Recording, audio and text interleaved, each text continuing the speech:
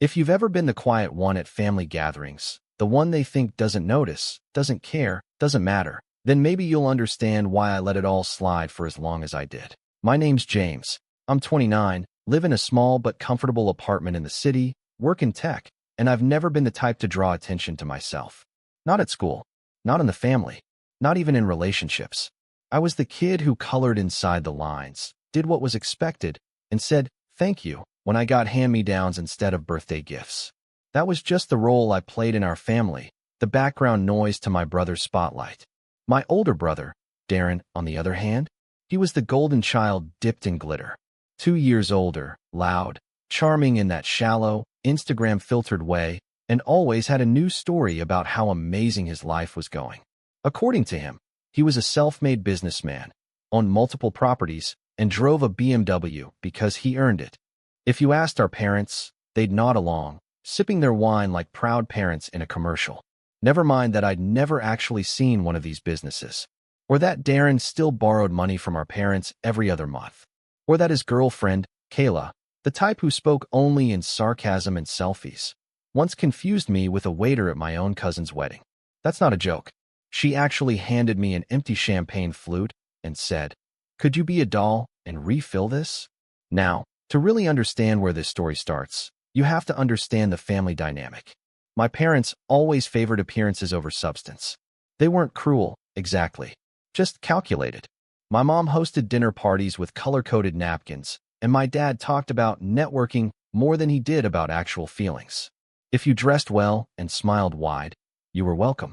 If you were quiet and wore sneakers instead of loafers, you were a disappointment they politely tolerated. So growing up, I learned early to stay out of the way. I taught myself to fix things, computers, phones, the Wi-Fi, because that was the only time anyone really acknowledged me. I'd patch up Darren's gaming rig when it crashed, only to watch him take the credit for figuring it out when our dad asked.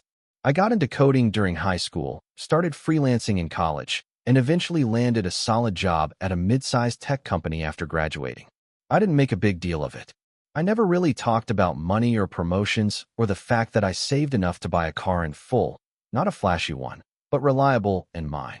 Because whenever I did try to share something good, it always got turned into a competition I never asked for. One Thanksgiving a few years back, I mentioned I'd gotten a raise. Darren responded, without missing a beat, "Only a raise? That's cute. I just closed a deal worth 6 figures." My mom beamed at him like he'd split the atom. My dad clapped him on the back. And I sat there, stirring lukewarm mashed potatoes, wondering why I even bothered. Fast forward to this year. Halloween. The party was being hosted at my parents' place, a big colonial house in the suburbs that looked like it came out of a real estate ad. It was their idea to throw a classy costume party, which basically meant everyone showed up in overpriced outfits and pretended they weren't judging each other. I wasn't planning to go at first. I'd spent the last few months keeping my distance. I was tired. Not physically, but soul deep. I was tired of being overlooked, tired of the fake smiles, tired of pretending I didn't notice how I was treated like a benchwarmer in my own family. But something changed around September. A quiet resolve. I'd been doing well at work, really well. I'd launched a side project that took off, got some decent investor attention, and suddenly, things started shifting. I didn't post about it, didn't tell anyone, just kept working, kept saving. And when I found out Darren had been renting a new BMW he couldn't really afford, something clicked. So when the Halloween invite came, with a note from my mom saying, "You should come. Darren and Kayla will be there," smiley face, I didn't say no. I told her I'd be there. Then I spent a little time planning. Now, I wasn't about to walk in with a tuxedo and a top hat like some Bond villain. That's not me. But I had an idea. I went as the Forgotten Son, suit jacket with frayed cuffs, name tag that said, "Hello, I'm nobody," and a beat-up briefcase I found at a thrift store. It was subtle, a little tongue-in-cheek. I figured no one would get it. That was fine. When I arrived, people barely looked up. The wine was flowing. Someone was dressed as Dracula, another as Cleopatra. Kayla was wearing some designer thing with feathers and glitter that made her look like a peacock on a runway. Darren, of course, showed up dressed like a Wall Street CEO, slicked back hair, fake cigar, and that signature smug grin. He had his Rolex on, the one he always showed off like it was an heirloom, and held out his car keys like they were made of gold. I tried to stay in the corner, nursing a soda and watching the room with quiet detachment. The music was loud, the fake laughter louder. But then Darren saw me. "James," he said, blinking dramatically. "Is that you?" He walked over, grinning like he'd found a stray dog. "Nice costume, bro," he added, loud enough that heads turned. "Did you come as a broke loser?" A few people chuckled. Kayla laughed like she'd rehearsed it. "Oh my God," she said, "that's hilarious." He totally did. I didn't react. Not visibly. I just smiled faintly and looked away. My parents were across the room, chatting with someone from their country club. My mom glanced at us, then quickly looked away. My dad kept sipping his wine. It shouldn't have surprised me, but it still stung. Even now, after all this time, part of me hoped someone would say something. That maybe they'd call Darren out. That maybe they'd tell Kayla to stop being cruel. But no one did. Because cruelty, when it's dressed up in humor and wealth, often gets mistaken for charm. Darren leaned in and whispered, "Didn't think you'd show up. Brave move, considering you probably Ubered here." Then he smirked. "Actually, I parked up front, right in the driveway. You probably saw it. The BMW. Just had it waxed." I said nothing, just sipped my soda and nodded. He clapped me on the shoulder. "Don't worry, man. Not everyone's cut out for success. Some of us lead, others write code." He turned and walked off, laughing. Kayla blew me a kiss over her shoulder. I stood there for a moment, staring into my drink. My heart was pounding, not with sadness, but something else. Something colder, sharper. Not rage, not even bitterness. Just clarity. Like the part of me that had been waiting for them to change had finally shut off the lights and locked the door. And that's when the DJ, who apparently knew Darren from some mutual friend group, called him up to say a few words. Darren, never one to decline a spotlight, strutted up and started bragging about how hard he'd worked this year, how he grinded for everything, and how success didn't come easy. He looked directly at me mid-speech and said, "Some people just don't get it. They think being quiet is noble, but the world doesn't reward wallflowers." That's when the DJ, with perfect timing, passed me the mic. He gestured like it was a joke. "Hey, maybe the mysterious brother wants to say something." I took it. I don't know what came over me exactly, but I smiled. Not big, just enough. And I said, slowly, clearly, "Oh, by the way, that Rolex is fake. That BMW? It's mine. And so is the lease you've been lying about." People stopped moving. I let the silence hang, then added, "Enjoy the walk home, Romeo." The room went still. And that was only the beginning. If there's one thing I've learned about people like Darren, it's that they never expect consequences. They expect you to swallow the insult, laugh it off, and move on like it never happened. Because that's what you've always done. That's what they've always done. So when I dropped that truth bomb at the Halloween party, exposing his fake Rolex, claiming the BMW as mine, and hinting at the lease he was lying about, I knew exactly what I was doing. But what I didn't expect was how quiet it would get. It was the kind of silence that feels alive, like a held breath. The music hadn't even faded yet, but no one was dancing anymore. Even the DJ, who'd been nodding along a second ago, looked like he wanted to shrink behind his turntables.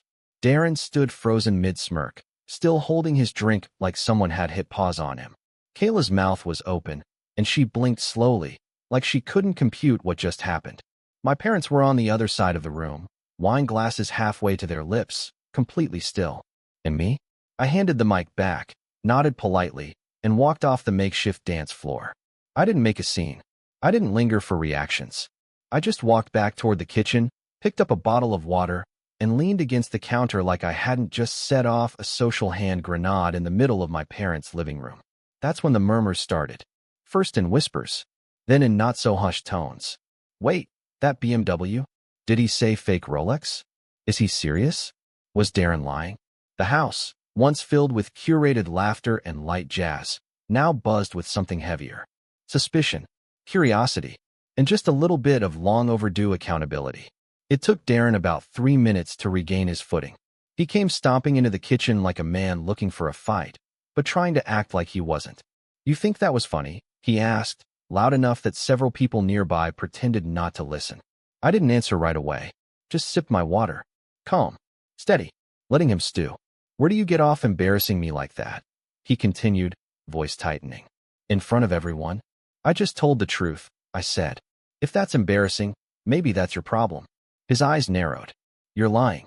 That car's mine. I didn't flinch. You used my name for the lease, Darren. You know it. I have the paperwork. His mouth opened, then closed. For a second, I thought he might swing. But Darren was too afraid of ruining the suit he hadn't paid for. So instead, he did what people like him always do. He deflected. He sneered. So what, you're jealous?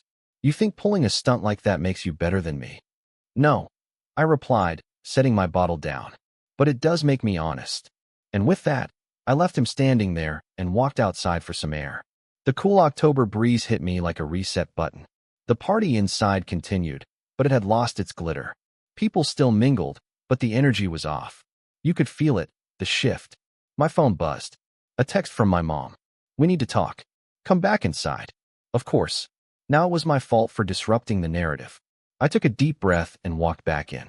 My parents were waiting in the hallway near the stairs, flanked by 2 half-empty wine glasses and faces pulled taut with disapproval. My mom crossed her arms the moment she saw me. James, she said, voice clipped. What you did was completely inappropriate. I blinked. What I did? My dad stepped in, trying to play mediator.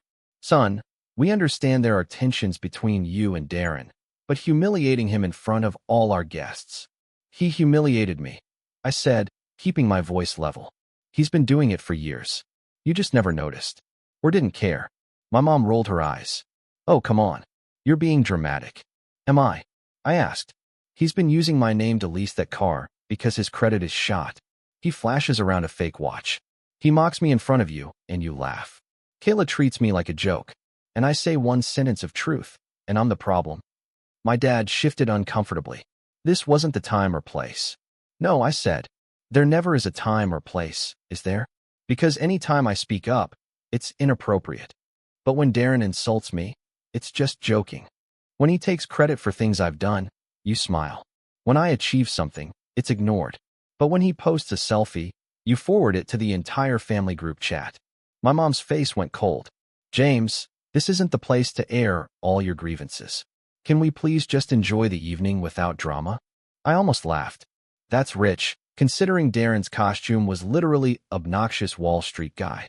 We're asking you to apologize, my dad said, quieter now. Almost pleading. Just to smooth things over. No, I said flatly. My mom's jaw tightened. Then maybe it's best if you leave. And there it was. The ultimatum. Not directed at the one who lied, borrowed, insulted, but at the one who finally spoke. I nodded slowly. Fine. I walked past them, through the living room, and straight out the front door. No goodbyes. No drama. Just quiet. I didn't go home, though. I sat in my car, and stared at the windshield, heart racing. Not from anger. Not even sadness. But from something else. Something deeper. It felt like the final piece of a puzzle I'd been trying to solve my whole life had finally clicked into place. They were never going to choose me. Not unless I forced them to see me. But I wasn't going to force anything anymore. The next morning, I woke up to 3 missed calls from my dad and 1 long text from my mom. I don't know what's gotten into you lately, but your behavior last night was selfish and childish. Darren is your brother. Family comes first. I expect you to do the right thing and apologize. He's very hurt, and you embarrassed all of us. I stared at the message for a long time. Then I put my phone down and went for a walk. I didn't respond. Later that day, my cousin Erica, one of the few people in the family who doesn't pretend, called me. Dude, she said. That was legendary. I chuckled. Was it? Seriously. Everyone's talking about it. And not in a bad way.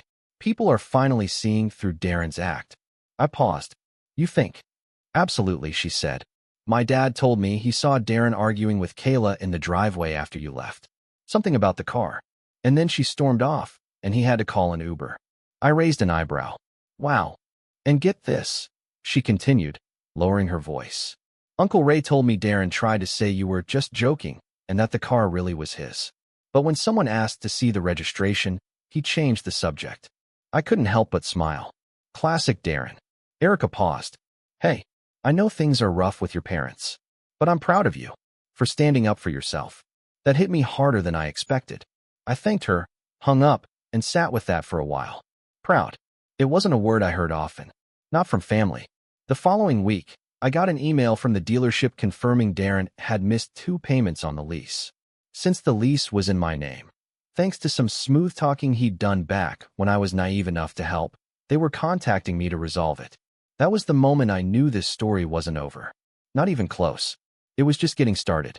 I thought the Halloween party was the turning point. But I was wrong. That was just the crack in the surface. A small rupture in the facade my family had spent decades painting over.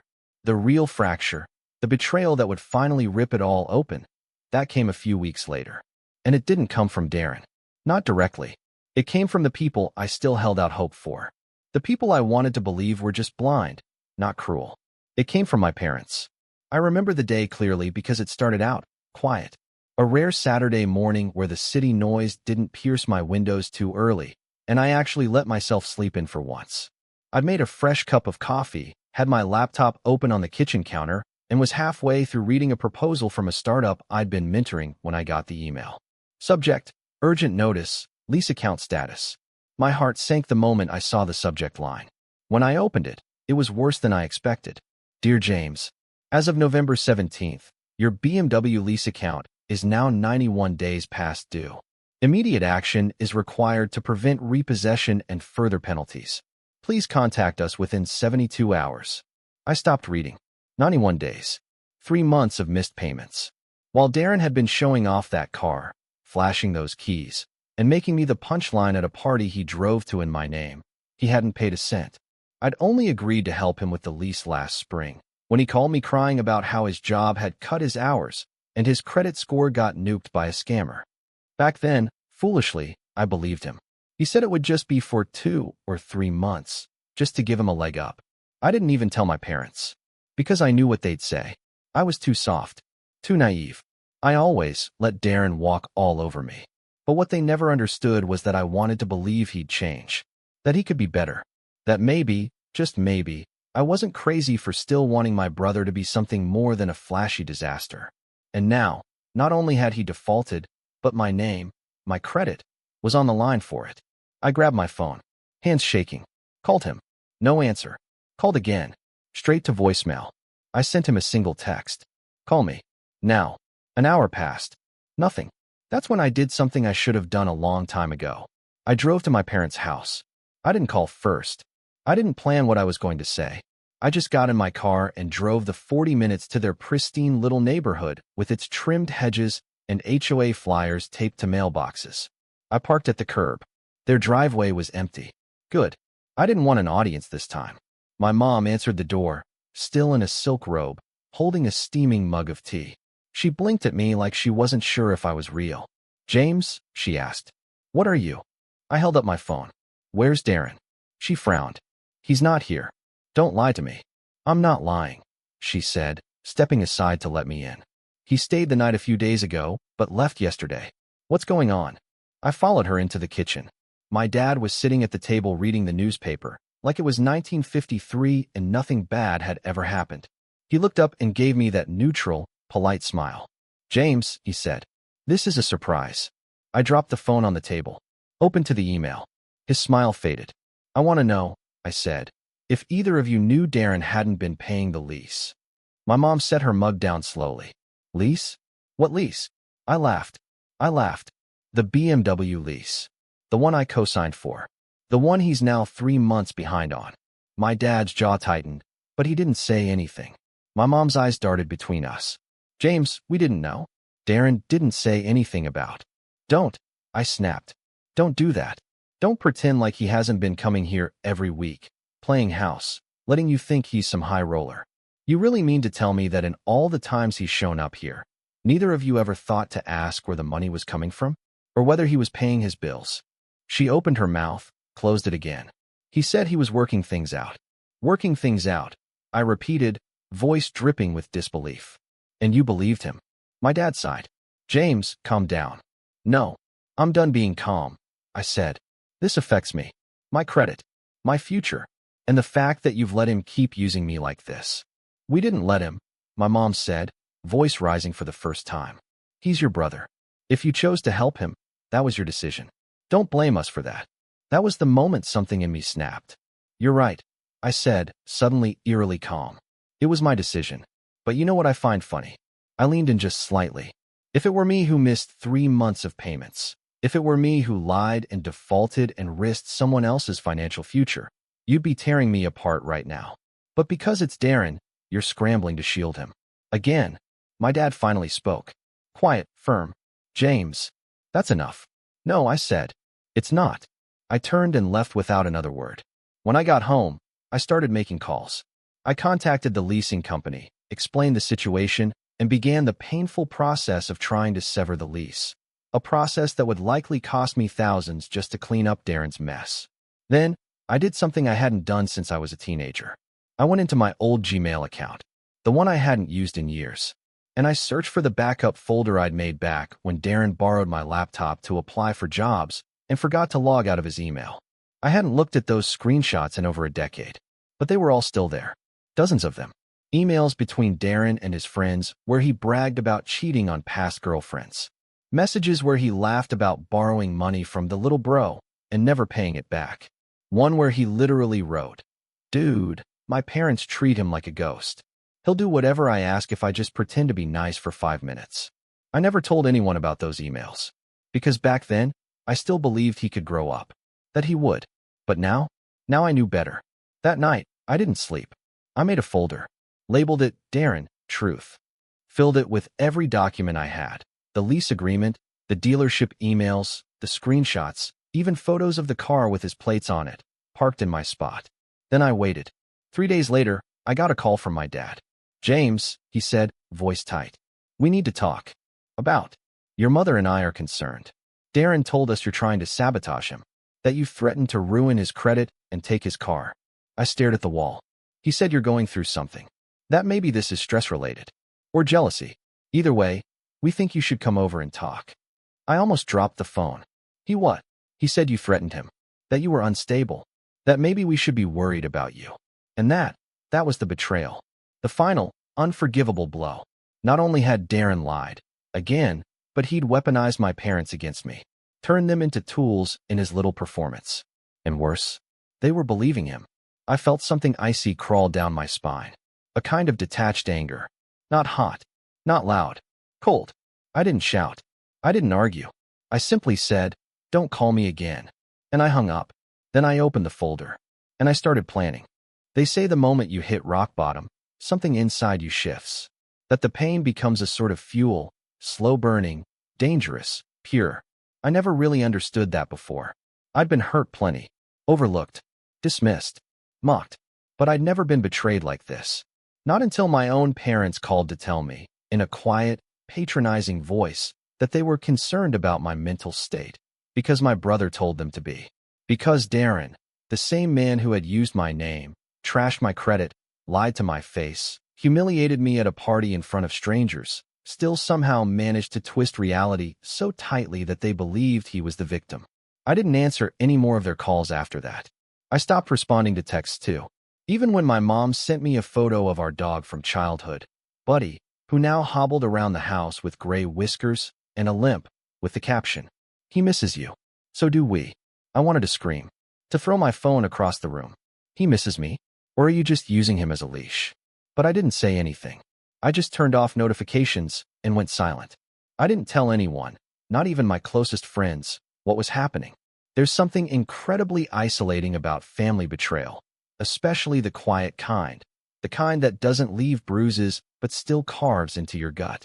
It's not the kind of thing you bring up over drinks or during team lunches. "Hey, how's your week been?" "Oh, just getting gaslit by my entire bloodline." "Yours." So I let myself disappear for a bit. Went to work, did my job, came home. Repeat. The days blurred. The lease company kept calling. Eventually, I worked out a deal to return the car voluntarily, which would reduce the damage to my credit. But it still tanked my score. I'd have to live with that for a while. Pay off the fees. Rebuild. I remember the day I handed over the keys. It was raining, cliché, I know. The rep at the dealership was kind enough. Said it happens more often than people think. That was supposed to be comforting. It wasn't. Watching them drive away in the car I'd never even used, the one Darren had paraded around in like a trophy while I took the bus to work most days. It felt like some strange kind of funeral. Not for the car, but for the version of me that still thought there was something to salvage in this family. That night, I sat alone in my apartment, lights off, rain tapping on the windows, and just broke. Not in the theatrical, crying on the floor way.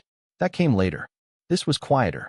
I just sat there, staring at nothing, letting the weight of everything I'd swallowed over the years finally settle on my chest like a lead blanket. All the birthdays where Darren got what I asked for. All the times my parents told me to be the bigger person. Every joke at my expense that was laughed off. Every win I downplayed just to avoid being accused of bragging. Every apology I gave for things I didn't do.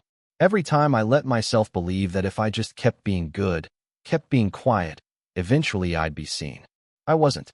And I wouldn't be. Not by them. That night, I didn't sleep. I made coffee at 3 a.m. and stared out the window at the wet streetlights. And somewhere around 4:12 a.m., something in my brain clicked. Not like a light bulb, but like a lock turning. I'm done. Not with my life. Not with the world. But with them. I wasn't going to beg for understanding. I wasn't going to prove my side of the story.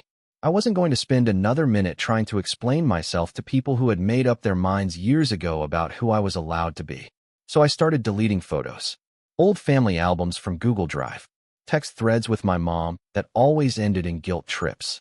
Voicemails from my dad's number that I knew were just Darren using his phone. I unfollowed them on social media. Archived the emails. Deleted the group chat. And then I got to work. I dug back into the Darren Truth folder. Opened a spreadsheet. Created categories. Financial documents. Lease paperwork. Screenshots of conversations. Emails from his old account. Witness statements. People who'd seen him use the car, brag, etc. Recorded voicemails. Ones where he thanked me for saving his ass. It started to feel therapeutic. Not vengeful. Not yet. Just clear. Like I was organizing the chaos into something solid. Something real. And as I worked, I realized something important. Darren didn't just lie to me. He lied to everyone. Business partners. Girlfriends. Friends of friends. Co-workers who only existed in his stories. He built a reputation on top of a hollow core, and he was still standing. Only because no one had ever pulled the curtain back. Not yet. But I wasn't ready for revenge. Not then. First, I needed to clean my own house. I scheduled a call with a financial advisor. Explained the situation honestly. The lease, the missed payments, the damage. We mapped out a 3-year plan. Hard, but doable. I called my bank. Opened a new account under a new email. Canceled the joint savings account I'd opened years ago when my parents insisted it would be smart for emergencies. Darren had access. That was over now. I pulled my credit report. Filed disputes. Set up credit monitoring. I also started going to therapy. Found a guy named Mark through my company's EAP. He wore Hawaiian shirts, let me curse when I needed to, and didn't try to fix me in the first 5 sessions.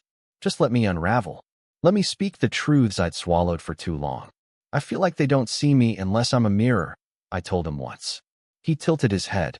And what happens when you stop reflecting what they want? I disappear, I said. He nodded. Or, you finally become you. It stuck with me. I started journaling. Not the corny Dear Diary stuff. Just stream of consciousness rants and questions and lists of things I wanted to say, but never did. Pages and pages of grief. Rage. Regret. Clarity. Things like, I wasn't quiet. You just weren't listening. Why did being a good son always mean being a silent one? I don't hate you. I just stopped needing you. The truth was, I didn't miss them. Not in the way I thought I would. What I missed was the idea of them. The potential. The hypothetical version of my family where love wasn't conditional on performance. Where Darren wasn't a black hole that sucked all the attention and empathy out of the room. But that version didn't exist. And I wasn't going to keep bleeding myself dry to pretend it did. Still, despite everything I was doing, the rebuilding, the healing, a part of me still watched. Quietly, carefully, because I knew Darren wasn't done. He didn't know how to walk away. Not from a mark. Not from a resource. Not from someone who still had the receipts. And he had no idea what I was planning. But he would. Soon. The first thing I noticed when I stopped trying to be accepted was how much quieter life became. Not lonely, just quiet. Still. The kind of stillness that lets you hear your own thoughts again, like stepping out of a noisy club and realizing the ringing in your ears was drowning out your instincts. For the first time in years, I wasn't juggling emotional landmines or bracing for a passive-aggressive jab at dinner. I didn't have to be the good son, or the mature one, or the family tech support who fixed things for free in exchange for crumbs of approval. I just got to be James. And James, as it turned out, was doing pretty damn well. Work was steady, but the real game changer was the side project, a cloud-based workflow tool I'd built over nights and weekends. It started as something small, just a way to automate daily tasks for a few freelance clients. But word spread, quietly, organically. One of those clients recommended me to a friend who happened to be connected to a mid-tier VC firm.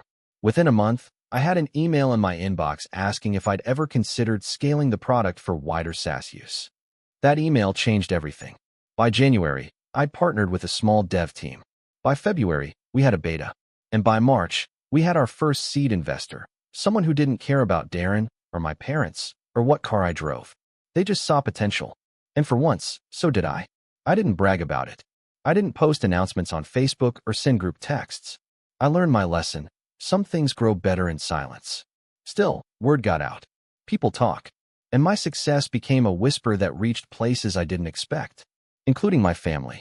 It started with small, almost laughable attempts at reconnection. My dad sent me a clipped email. Hope you're doing well. Saw your name mentioned on a site. Impressive work. Maybe we could grab lunch sometime. No apology. No mention of the lease, or Darren, or the way they doubted my sanity just a few months ago. Just a friendly, let's pretend nothing happened kind of email. I didn't respond. A week later, my mom called. I didn't pick up. She left a voicemail about missing our talks and how life is too short to hold grudges. This from the woman who once told me I was too sensitive for being hurt when Darren lied to my face, and she laughed. Delete. Darren, though, Darren came at it sideways. First through Kayla. She followed me on LinkedIn. I almost laughed when I saw the notification. Then, out of nowhere, Darren texted me. Darren, hey man, heard you're doing great stuff.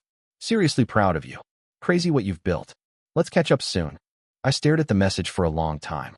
3 months ago, this man told my parents I was mentally unstable and trying to sabotage him. Now he wanted to catch up? Nope. But I didn't block him. Not yet. Because Darren had no idea what I was building behind the scenes. And I wanted him to keep looking over his shoulder, wondering when the floor might give way. Meanwhile, things with the app, now officially branded as Nestline, were exploding. We got featured in a niche productivity newsletter.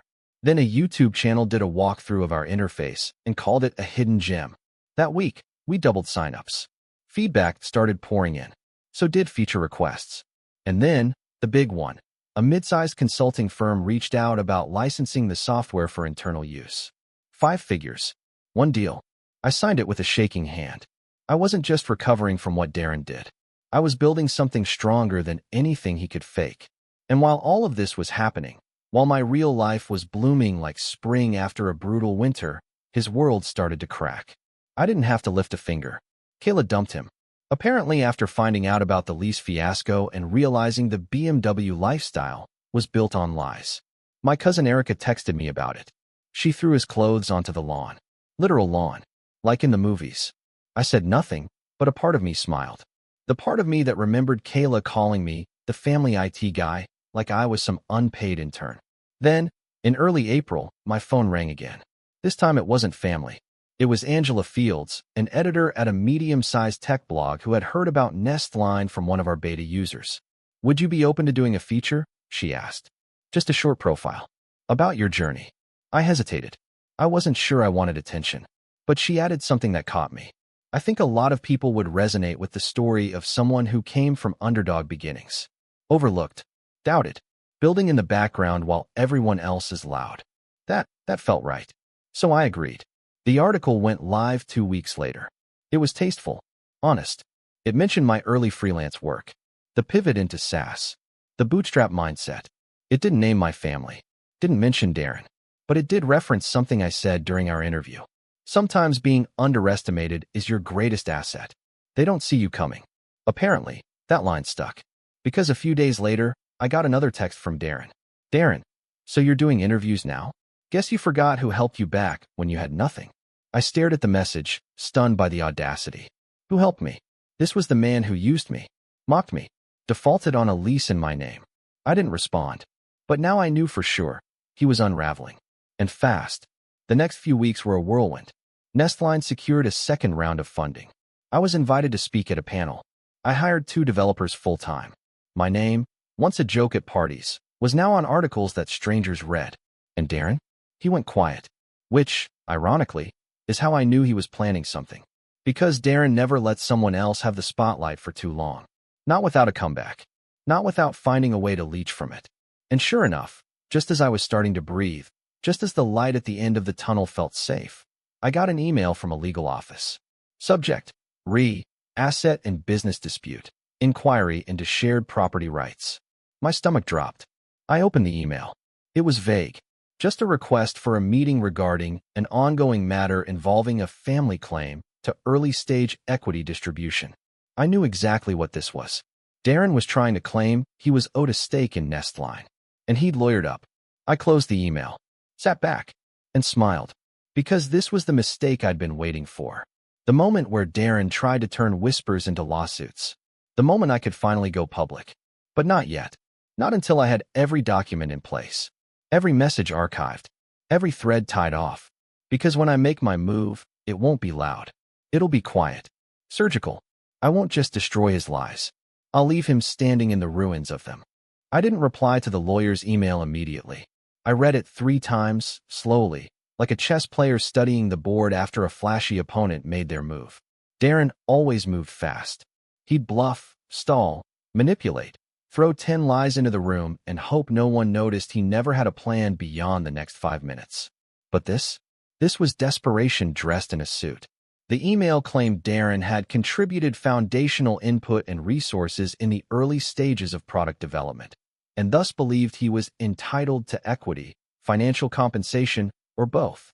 It was so vague, so intentionally murky, I had to laugh. Darren didn't even know what Nestline did. I once overheard him describe it as that app for spreadsheets, or whatever, and now he was claiming he helped build it? It was exactly the mistake I'd been waiting for. See, I didn't want revenge that looked like revenge. I wanted receipts. I wanted Darren to step forward, on record, and claim ownership of something he couldn't define, while I had emails, code commits, contracts, timestamped prototypes, bank statements, NDAs, and an airtight legal paper trail going back 2 years. I scheduled a Zoom call with his lawyer for the following week. Before the meeting, I called my own attorney, Melissa. She was sharp, quiet, and had a dry sense of humor I appreciated. I sent her everything. The lease documents. The emails where Darren admitted to missing payments. The screenshots from his old Gmail where he bragged about manipulating me. The voicemail where he called Nestline James' nerdy little project. She reviewed it all and said, if he wants to go to court, let him. I'll bring popcorn. We prepared a formal cease and desist in case he pushed harder. But I had something better in mind. The Zoom call was on a Monday morning. I wore a plain hoodie. Looked calm. Normal. Darren didn't show. His lawyer, a man named Trent, looked like he walked straight out of a catalog. Expensive watch, 2 white teeth, and that empty confidence that suggested he hadn't read past page 2 of the documents Darren gave him. Mr. Fields believes he's entitled to compensation or a minority stake in Nestline, Trent said smoothly, based on the fact that the initial idea was discussed during collaborative exchanges between the two of you. I cut him off. I'd like to know the date of that conversation. Trent blinked. Excuse me. You said the idea was discussed between us. When was that? He flipped through notes. My client mentioned early 2023. I launched the first private beta in 2022. I have commit logs, timestamped prototypes, and user feedback dating back a year before your client ever knew the name Nestline. I also have texts from Darren calling it James' nerdy little app and asking if he could use the login to impress a girl. Trent blinked again. Well, and, I continued, I have email correspondence from him in March of last year asking for money because he said, and I quote, "You're doing well now, and I'm drowning." Not exactly the words of a co-founder, right? Silence. I'll send you the documents, I said. All of them, along with a cease and desist. If Darren makes any more claims, public or private, we'll move to litigation. And I promise you, the discovery process will not be kind. Trent cleared his throat. I think we may have been misinformed. I think you absolutely were, I said. And if you want to save face, I suggest you advise your client to drop this before it gets embarrassing. The call ended 5 minutes later. I never heard from Trent again. But I wasn't done. Darren had spent years branding himself as a flashy entrepreneur. His Instagram was a highlight reel of someone else's money, staged photos in front of rented cars, fake watches, overpriced brunches, motivational quotes that sounded like they were scraped from a stock image poster. I didn't need to expose him. He already had. I just needed to light the match. Remember that tech blog interview I did? The one that quoted me saying, "Sometimes being underestimated is your greatest asset." Turns out it got picked up by a few industry newsletters. And one of them, a particularly snarky startup gossip Substack, reached out to me for a follow-up piece. They weren't just interested in the product. They were interested in the story. "You've been through quite a journey," the editor said. "Ever think about telling the whole thing? Not in a petty way, just the truth." I hesitated. Then I said yes. The article that came out was titled, "How I Built a Startup While My Own Family Bet Against Me." It wasn't a hit piece. I was careful. I never mentioned Darren by name. But I told the story, how I loaned my brother my name to lease a car, how he defaulted, how my credit was trashed, how my parents believed him when he said I was unstable, how I rebuilt anyway, quietly, patiently, successfully. I included a quote that I knew would sting. The hardest part wasn't losing the money. It was realizing that some people only love the version of you that makes them look better. The story went viral, at least in startup circles. And 2 days after it dropped, I got a message from Kayla. Yes, that Kayla. "Kayla, hey, just read your article. I didn't know how bad things were. I'm really sorry for the way I treated you. You didn't deserve it." I didn't reply, because closure doesn't always need a conversation. A week later, Darren posted a cryptic story on Instagram. A blurry shot of a legal documents folder on his laptop, captioned, "Everyone's a victim these days." No one commented. The likes were few. And then, the account went dark. Turns out, when your whole persona is built on lies, and someone shines a light on the cracks, it doesn't take much for the whole thing to crumble. Darren's reputation tanked. People he owed money to came forward. One of his old friends, a guy I remembered from high school, messaged me to say, "You know, I always wondered how he afforded that lifestyle. Should have known it was built on other people's backs." But I didn't celebrate. I didn't gloat. I just kept building. Nestline grew. We landed 2 more enterprise clients. I moved into a better apartment. Started seeing someone, not serious yet, but healthy, for the first time. I went to therapy. Took walks. Learned how to say no without explaining myself. And then, on a sunny Thursday in June, I got a text from an unknown number. "Unknown, it's Mom. Can we talk? Your dad's not doing well. Darren's in a bad place. I miss you. Please." I stared at the message. Then I closed my phone. Because healing doesn't mean reopening the wound. Sometimes, the best revenge isn't destruction. It's disconnection. It's walking away. Quietly. Calmly. While they finally feel the silence they always forced you to sit in. I waited 3 days before I wrote back. Not because I was being dramatic. Not even because I needed time to think. I just wanted to make sure that when I finally responded, it wasn't from a place of anger or guilt. I'd already spent too much of my life being reactive. Being the one who flinched first, who forgave before anyone even asked. But I wasn't that version of James anymore. When I finally replied, it was short. Not cruel. Not cold. Just, final. "I'm sorry to hear that Dad's unwell. I hope he gets the care he needs.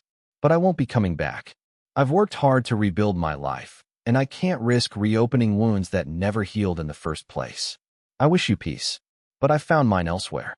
She never replied. And for the first time, that silence felt like freedom, not punishment. Over the next year, Nestline went from promising to profitable. We expanded internationally. I hired a small but brilliant team, people who didn't care about my past or who my family was. People who respected me for who I was now. I gave a TED-style talk at a startup summit. Talked about resilience, about quiet success, about how the people who say family comes first are often the ones who expect you to come last. It resonated. Strangers came up to me afterward, eyes misty, telling me they'd gone through something similar. That my story helped them set boundaries. Say no. Walk away. And one day, on the anniversary of the Halloween party, almost exactly 1 year after Darren mocked me in front of a room full of people, I received a package at my office. No return address. Inside was a Rolex. Fake, of course. Wrapped around a crumpled note. "You win. I hope you're happy." There was no signature. I didn't need one. I dropped the watch into the trash, tossed the box, and went back to my desk. Outside my office window, the city pulsed with life, full of noise, movement, chaos. But in that moment, I felt still, anchored. Not because I'd won, but because I'd finally stopped trying to prove myself to people who were never rooting for me to begin with. That's the thing about revenge. The best kind isn't loud. It's not petty. It's not dramatic. It's a quiet life, lived on your own terms. Unapologetic, unbothered, unreachable. And that's exactly what I built.